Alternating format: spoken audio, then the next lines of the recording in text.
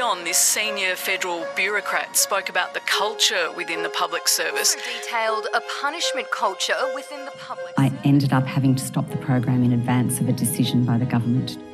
The Royal Commission into Robodebt has raised questions of why no one spoke up. As much as every manager you've heard, everyone who can give you a reason on how they didn't know and why they didn't know. It's like a child putting its hands over its eyes and thinking you can't see it. It's the latest saga concerning what happens when people don't speak up and what happens when they do. Just a handful of public servants have emerged in the Robodebt Royal Commission who raised the alarm about the legality of the scheme, and hearings have revealed a culture of fear and reprisals for those who did speak up. Sometimes they speak within the organisation, sometimes they send the information out to the public. They are known as whistleblowers. Hey, what do you reckon you'd have to do to get 161 years in prison? Right on the tax office. What message do you think it sends to potential whistleblowers about speaking out? The message is clear, don't do it. Whistleblowers have been responsible for some huge stories in Australia in recent years: dubious debt collection practices in the tax office, the Afghanistan files, the bugging of East Timor's government, and dodgy sales of banknote technology owned by the Reserve Bank of Australia. The two subsidiary companies of the Reserve Bank had approved the payment of commissions and bribes in other countries. James Shelton was sickened by what he encountered. I didn't have any faith of this being dealt with internally. Former whistleblower James Shelton was a star witness at a Senate hearing on Monday inquiring into reforms designed to improve protections for whistleblowers. They told me they weren't going to investigate it until they received a referral. Well, I've referred it to you several times. Legislation to protect whistleblowers is a key plank in Labor's pledge to improve transparency and deter corruption, an agenda that has the National Anti-Corruption Commission at its centre.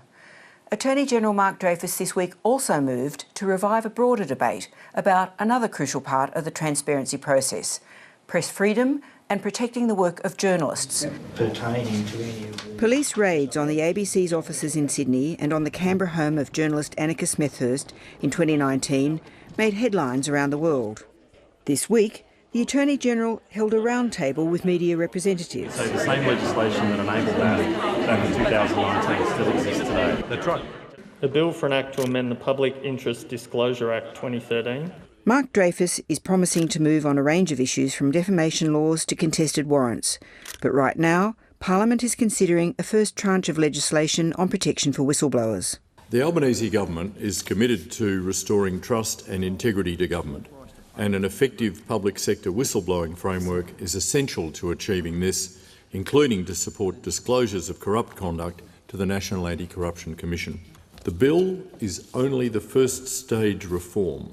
It's good that there is some attempt being made to improve some of the machinery, if you like, of the administration of public sector whistleblower protections to coincide with the commencement of the National Anti-Corruption Commission. The challenge that remains is that all the serious work on fixing up the actual protections lies ahead.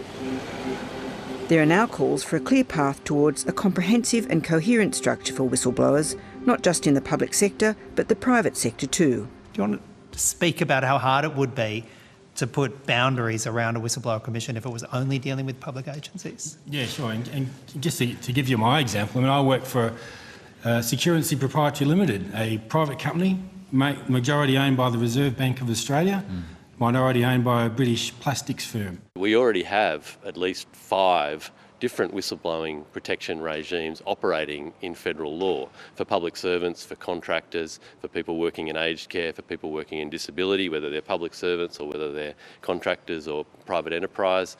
And then we have the Corporations Act whistleblowing provisions, and we have another one in tax. These rules are often inconsistent. People don't know whether they're covered or not. Coalition and Green senators have raised concerns about one particular aspect of the bill, which attempts to filter out complaints from public servants with personal workplace grievances. The problem with this draft legislation from the Labor Party is that it doesn't use that word solely. So any employment-related issue is effectively carved out of the Public Interest Disclosure Act. And that can be bullying, could be harassment, it could be marginalising someone in the workplace.